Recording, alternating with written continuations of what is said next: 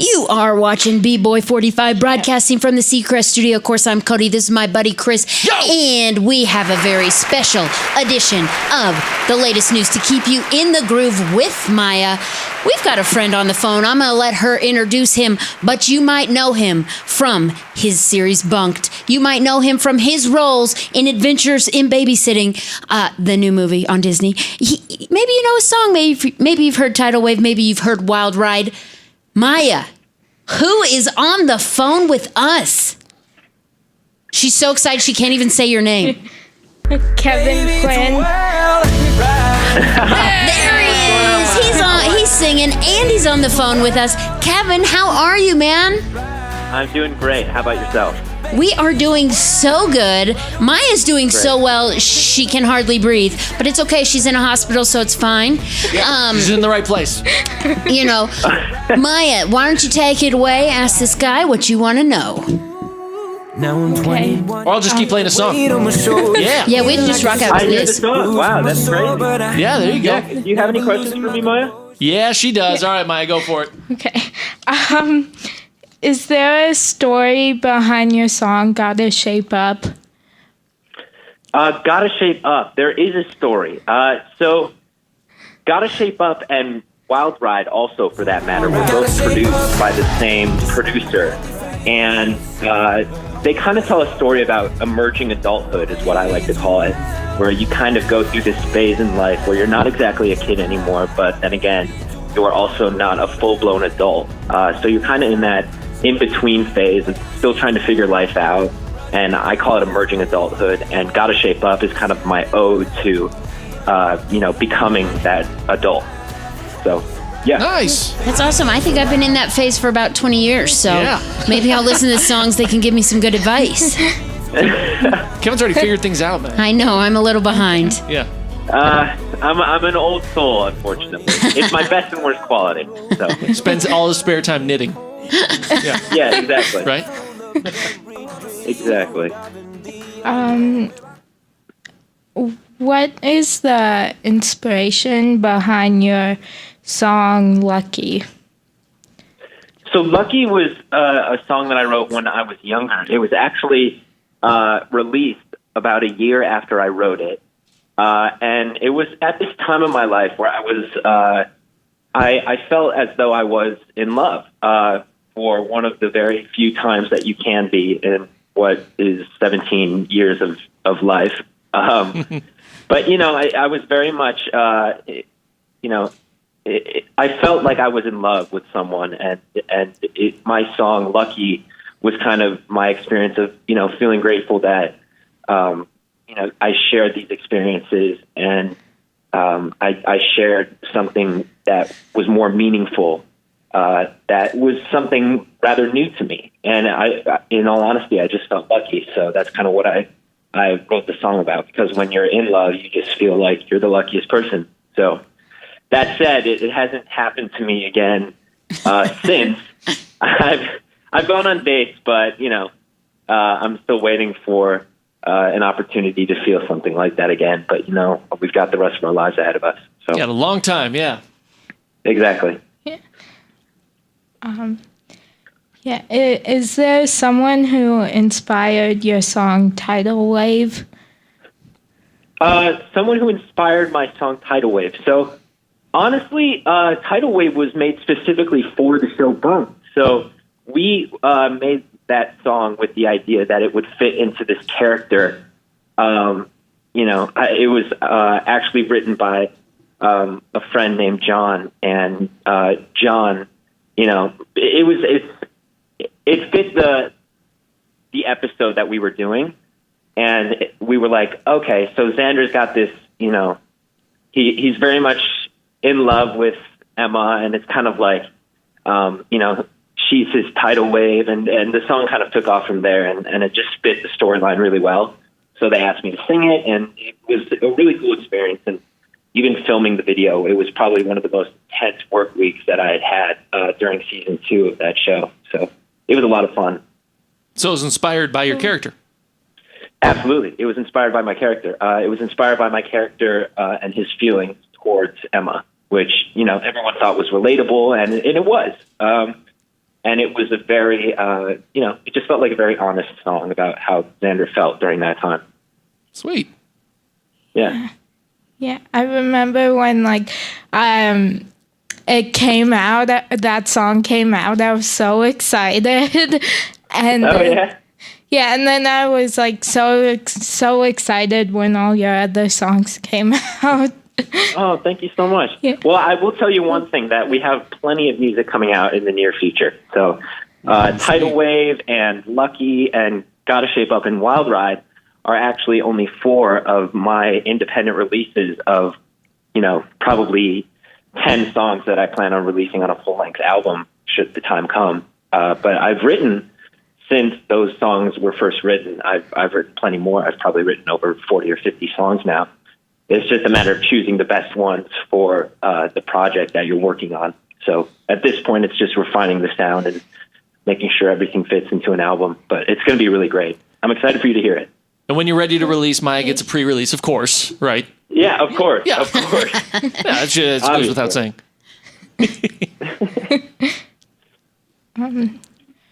I was wondering what your songwriting process is like. That's a great question. So the songwriting process usually consists of myself and anywhere from 1 to 3 other writers I've had it, where we all kind of get in a room and we talk about, what's going on in our lives, anything that we're thinking about, and we have an acoustic guitar, and we just kind of strum while we talk. And as we talk, we come up with like a hook and a chorus, and that best describes what we're going through or something that we're discussing. And, you kind of relay these ideas off the other co-writers. And, it's almost like a debate. If you've ever been in school and had a debate, you say, I feel like lately this has been going on in my life. So what do you think? And then they say, the other co-writer says, well, personally, I feel like this is going on in my life. And I think that makes sense because blah, blah, blah. And you kind of build off of each other's ideas. And eventually what you get is a very organic idea, and you make it sound catchy, and then you can add those chords to it while you're strumming. And you can even bring it to other writers down the road. So once a song is written, it can always be changed, or other people can come on board and make their revisions, like peer editing in school, if that makes sense. And really a song, it can be written over the course of anywhere from an hour to 2 weeks or, a year. And then you can always revisit it once you go into production. It's a really lengthy process, but you get really used to it, and eventually it just becomes second nature. It's one of my favorite things about the music business, for sure. That's awesome. Yeah. So is there one of your songs that has a really special place in your heart? Oh, that's a great question. And if you want to tell us about one you haven't released, we'd be glad to hear about that too. Just whatever, Yeah, no, actually, there is a song that I haven't released yet. Well, I will say one that I have released, and then one that I haven't released. But the one that I have released, Wild Ride, was probably the most vulnerable I've seen myself at this point of my music career. And because it kind of tells the story, I'm sure you guys have listened to the song. But the song, by the way, was only written 3 weeks ago. We just loved the song so much that we just released it right away. So wait, this one right here? Yeah, we wrote that like less than 3 weeks ago. Whoa, that's 3 weeks ago. That is so fast. Yeah, Right so on. that's what I'm saying. It's like, if the song is good enough, it's like, it can take a year or it can take 2 years, but if you want to move on it quickly and you just know you have something, then, you can start right away. And that's what we did with this one. So Very cool. like we wrote Wild Ride in probably, I would say a day. It was just, we knew what we wanted. So, but yeah, so anyway, Wild Ride is very, my most vulnerable. And it kind of tells the story of when I first moved to California from where I'm from, Chicago. And I was literally 17, and I moved out here. And I had, the clothes on my back and a couple brand new shoes as like a gift that I got, as a good luck in California. And I kind of played on that idea that, 21, which is about the age I'm at now, I'm a different person than I was at 17. And the experiences I've had since then are described kind of in the context of the verse. And then at 23, it's like, another 2 years where I haven't quite made it to full-blown adult, but I will look back. There's this line that is, I'll look back at the road where the footprints lead me home. And if you notice that in the second verse, I sing, walking down the boulevard with a couple of torn up shoes. And the boulevard is a reference to California, where I've been here for a while, since 17, but now I'm 21. And I've got those, those brand new shoes that I had at 17 are now torn up with my experiences. And, as I walk down the boulevard, I kind of create this mental footprint and this footprint on the boulevard, so that when I say I'll look back at the road where the footprints lead me home, I've kind of got, these footprints that I walk down the boulevard, and I'll look back to where they lead, which is always home, where I came from, if that makes sense. So, that song is very much me at my most open and vulnerable. So, yeah. That's awesome. It's not every day you get to hear the artist explain the lyrics. I think that's really special for you to be able to hear. I mean, this is a very personal song for me, and you'll notice that if you really listen closely enough, everything is kind of metaphorical, and there are references throughout the song to even points earlier in the song, such as the boulevard and the footprints reference and the torn up shoes and the brand new shoe. You just have to listen for it. That's really cool. Yeah. Yeah. Well, do you have anything else for me, Maya?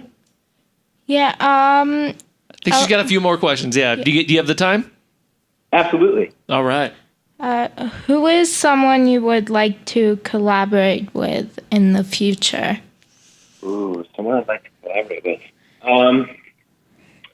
It's a great question. Have you ever heard of the song Havana by Camila Cabello? Yeah. Yeah. Yeah. I'm a big fan of Camila Cabello. I think it would be really cool to do some kind of duet with her. I'm a big fan. So, yeah. Cool. She's actually been here in the studio. Yeah. Oh, no way. So, we can hook you up. Yeah. We're friends. Oh, perfect. I'm texting her right now. We go way back. Yeah. We'll let her know. Yeah. See, I've never met her, but she seems very sweet. But I'm pretty sure we have some mutual friends. So.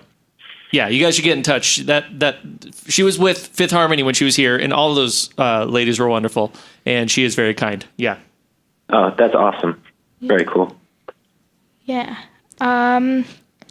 Do you know yet when your EP is going to come out? So at this point, in how this usually works in the music industry is you create the material, and then once the material is ready, you start, you have the creative experience of writing it, producing it, and when it's ready, you go to the business experience, and that's why they call it the music business.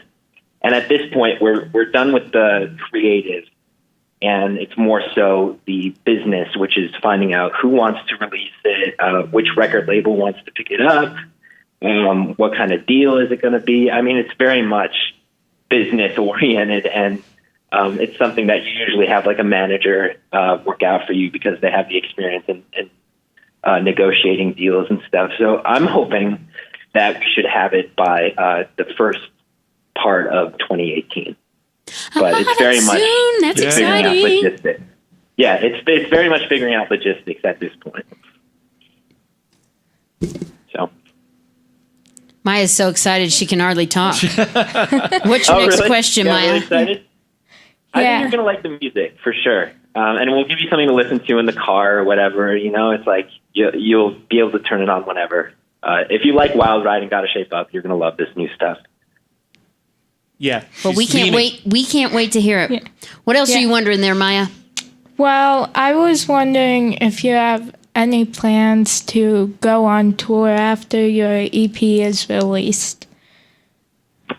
So I actually am hoping that we can go on tour, absolutely, because once you have those songs, written and produced and released, what you usually do in the business is you play your songs for people, and that's what the tour part is. And you usually rent out venues or buy out spaces to play for people, and people come to your concert, and then you get to play the material, and it's just the nature of the business, the nature of the beast, and I'm definitely hoping that a tour will be sooner rather than later. Yes. And Maya? We know there's a follow-up to that. Maya, what is it? If she doesn't ask it, we will. Okay. I'm curious. Yeah, if you the go on follow-up tour is, are you coming to see us? And the answer is yes. in Denver, So we don't have to really ask. If It's I just do we're go telling. on tour, I will likely be in Denver. Yes. My only question to you is, will you be there, Maya? Yes. Okay, well, there you have it. And we're on the same page. there you go. No, Yeah, I will like beg my mom to get tickets. absolutely. All right. You've definitely got It's a deal. a stop here in the Seacrest studio if you want to meet with the kids here in the hospital and meet Maya and everybody else here. Wow, you know what? That would be great. So if I ever find myself in Denver, I'll be sure to I'll connect with you guys and we can all meet. Awesome. Yeah, we'd love that. Good deal. Awesome. What's your next do you have question, anything girl? else for me, Maya? Yeah. I was wondering, how has starring in Bunked impacted your life? Yeah. It was no big deal, right? So- Just small little thing. Just kidding. Of course not. Well, yeah, it's funny because I used to look up to the kids who were on Disney Channel when I was a kid. Because back when I was younger, I would watch shows like Even Stevens and That's So Raven, Lizzie McGuire. So, these are shows that I grew up with. And to be kind of part of that legacy where, these kids are now looking up to you, it's just really something that it's almost indescribable because no other network that I know of has the same kind of impact on influencing children when they're so young in such a positive way. And I'm really proud to be a Disney alumni. So cool. Yeah. Yeah. It's definitely shaped my life for the better. So, yeah. That's great. I think Maya's got like a couple more questions. What do you got, Maya? Yeah. What was it like starring in Adventures in Babysitting with Jet and Sabrina and Sophia? Yeah, so starring in Adventures in Babysitting, I don't know if you know this, but it was actually filmed in Canada. We filmed it up north in Canada. And that in itself was a very cool experience for me because I had never been to Canada. And kind of seeing this new world that we had made into the Adventures in Babysitting world, with all the lighting and the sets and the props, it really felt like we had created this, different universe that we were all visiting to make our characters come to life and the story of the script come to life. And, we were in costume all the time. You really feel like you're living this altered dimension where these characters exist. And that's the coolest part of movie making is, you kind of share the experience with your cast of what it's like to create a story. And I just had a really great time, and working with them was incredible. We really built interesting friendships that, although we don't talk anymore as much as we used to because we're all busy and we all travel a lot, they're the kind of people where that you can count on. And if you ever need to hit them up or want to get dinner when you're all in town, that we still do that, which is something very rare.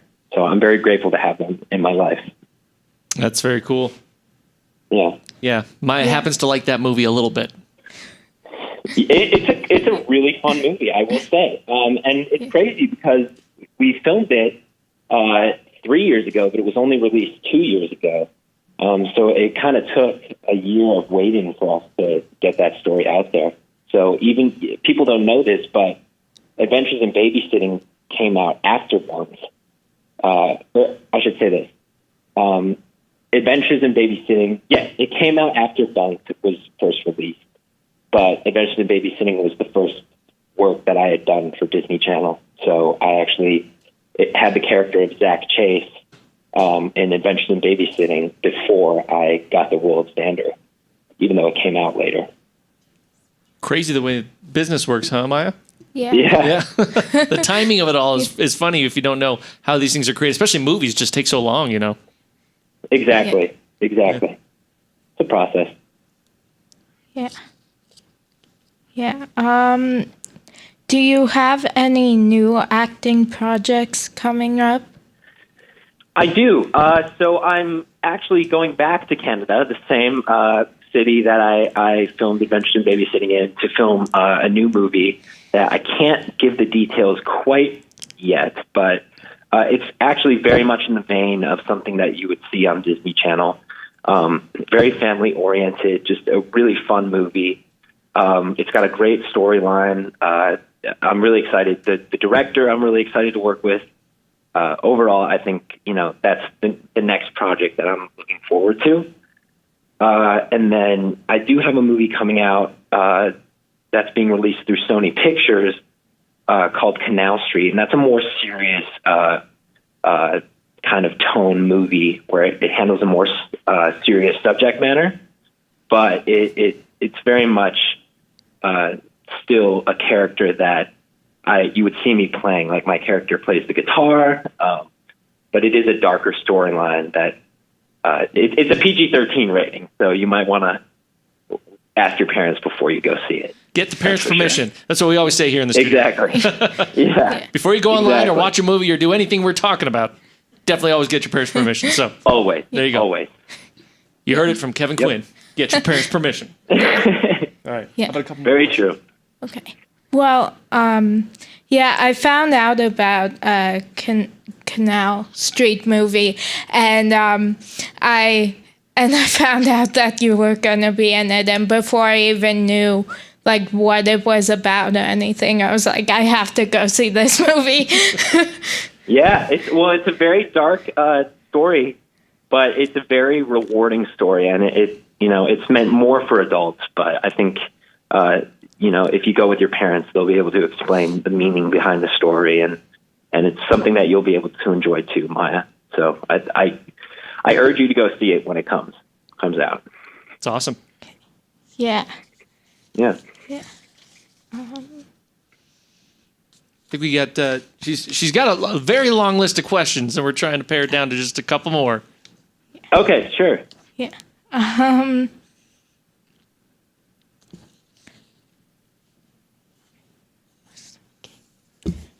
So, Kevin, you said the movie that you can't tell us about. When do you think we can expect to at least maybe hear more about it in the future?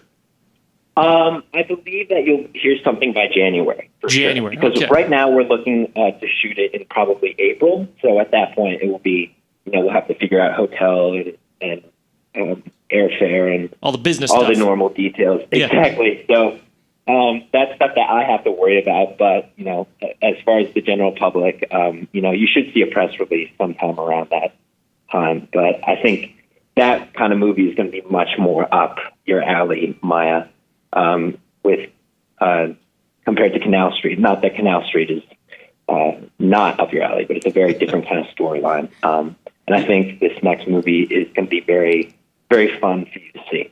Awesome. All right, Maya, take it away. Okay, I have 3 more questions. Okay. So, Sure. Who is your favorite singer and who is your favorite band? Ooh, good question. Well, my favorite singer, I like to include one boy singer and one girl singer. I will say that my favorite female singer is Pink. And I'm really excited because her latest album came out, and I just think it's so cool. She's got a really hip, edgy, bad girl vibe going on, and I think I've just always been a fan. And then as far as male singers, I'm a big fan of John Mayer. I listened to a lot of his stuff growing up, because I kind of fit that that age range when he first released his first few albums, where I was kind of growing up alongside him. And one of my favorite albums is Continuum, which he released in, I believe, 2007. So if you've never heard the album, it's really great, and I think you should check it out. And then as far as bands go, I don't have a favorite band that I listen to all the time, but I have a few favorite bands here and there. I'm a big fan of the Beatles. I'm a big fan of, I actually really like the Plain White T's. Yeah, I mean, there are bands all over that I'm a fan of, so I like all music, really. That's my problem, is I like music way too much. You could have just listed everybody, really, if you wanted to. Really, yeah. Honestly. So. What movie could you watch 1,000,000 times? Ooh. I could watch probably The Breakfast Club. I think that's an 80s classic. And That's a great I even one. have, yeah, definitely. But the characters are all pretty straightforward in that movie. Like, I'm actually looking right now. I have a poster of The Breakfast Club in my house. That's awesome. I'm looking at it right now, yeah. And, even when I look at the poster, it's like I see these characters and the way that they're dressed, and, it's so different. That kind of plays into, like, these high school stereotypes that you experience. But everyone's got a story, and they all kind of find themselves in this room together for detention, but they end up, creating lifelong memories. And it's a really cool and symbolic movie, in my opinion. It's almost like a cult movie, but it's definitely a movie that I could watch over and over again and get something different out of each time. We're all agreeing. Yeah. That's a good, and that's also a parents' permission type movie as well. If you're Exactly. kids watching upstairs one right thing now. That's very cool is that The Breakfast Club was produced by the same producer of Adventures in Babysitting. So I actually know the producer of both movies, as I got to work with her. So Hey. it's kind of cool that you get to work with the producer of your favorite movie. Yeah, that is cool. That doesn't happen very often. Yeah. Nice. So, Yeah. very cool. Yeah. Who do you consider to be a real life superhero, and why? Who do I consider to be a real life superhero? Honestly, my parents. I consider my parents superheroes because, I feel like when we're kids, we're not the easiest. We're not the easiest people to handle, and we're still figuring out life, and your parents, anyone's parents really, are the gauge for raising you and helping you learn who you are, and I think that my parents are superheroes in that manner because they've just been a very big influence, positive influences on my life. So That's awesome, man. It's heartfelt for Yeah. sure.